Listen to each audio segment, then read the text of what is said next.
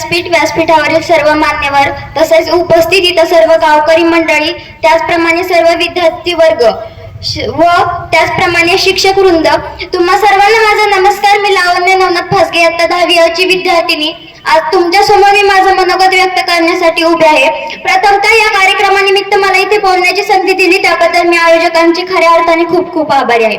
तर आज 27 जून, आजच्या कार्यक्रमाचे स्वरूप तर सर्वांनाच माहिती आहे, पण आज या सरस्वती विद्यालय रावणगावसाठी एक भावुक क्षण आहे.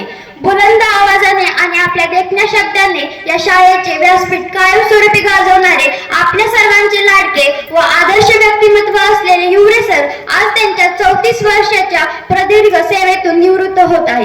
खरोखरच आमचं भाग्यच म्हणायचं की सरांच्या शेवटच्या टप्प्यात का होईना आम्हाला 1 ते 1.5 महिना त्यांच्या वर्गात बसून गणित शिकण्याचा अनुभव घेता आला.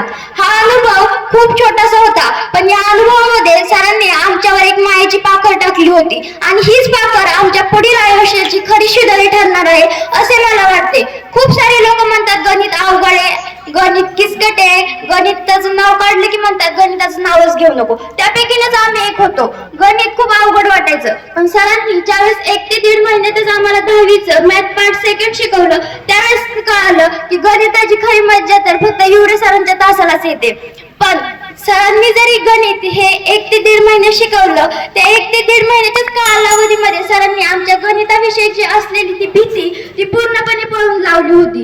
खरंच खऱ्या अर्थाने त्याबद्दल सरांचं मी खूप खूप आभार मानते. सरांचा आवडता विषय म्हणजे गणित, पण सरांच्या प्रत्येक भाषणातून व्यक्त होणारा तो मराठीचा अभिमान तो प्रत्येक वेळी दिसतो. कोणताही कार्यक्रम म्हणला की सरांचं सूत्रसंचालन हे तर असायचं, पण सरांच्या सूत्रसंचालनामध्ये कोणाचाही एक बोट ठेवण्याचा सुद्धा अधिकार नव्हता की असंच हिवरे सरांचं सूत्रसंचालन असतं. एकदम सुस्पष्टपणे, एकदम स्पष्टपणे मराठीच्या उत्कृष्ट भाषेत सरांचं हे सूत्रसंचालन असायचं.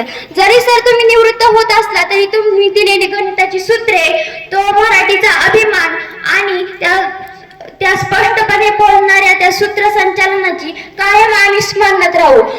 परवा दिवशी ज्यावेळेस सरांचा आमच्यावर वर्गावरती एक शेवटचा तास झाला त्यावेळेस मला कळालं की हिवरे सरांचं हे गावही नाही, हिवरे सरांची जन्मभूमी पण नाही. पण त्यावेळेस हिवरे सर म्हणाले की ही माझी जन्मभूमी नसली, रावणगाव ही माझी जन्मभूमी नसली तरी या भूमीला मी माझी कर्मभूमी म्हणलेली आहे आणि ही शाळा म्हणजे हा माझा श्वास आहे. त्या 2 वाक्यातूनच मला समजलं की हिवरे सर आणि हे रावणगाव आणि रावणगावची शाळा सरांसाठी काय चीज आहे. आणि सर आज या 34 वर्षाच्या तुमच्या अनुभवामध्ये कळतं की एवढी पब्लिक बसते याच्यातून कळतं की आज तुम्ही 34 वर्षामध्ये काय कमावलंय.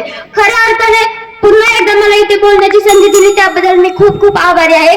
सर तुमच्या पुढील आयुष्यासाठी तुम्हाला खूप खूप शुभेच्छा. तुमचे आयुष्य हे निरोगी व सुख समृद्धीने भरलेले जावो हीच ईश्वरचरणी प्रार्थना करते आणि थांबते. धन्यवाद.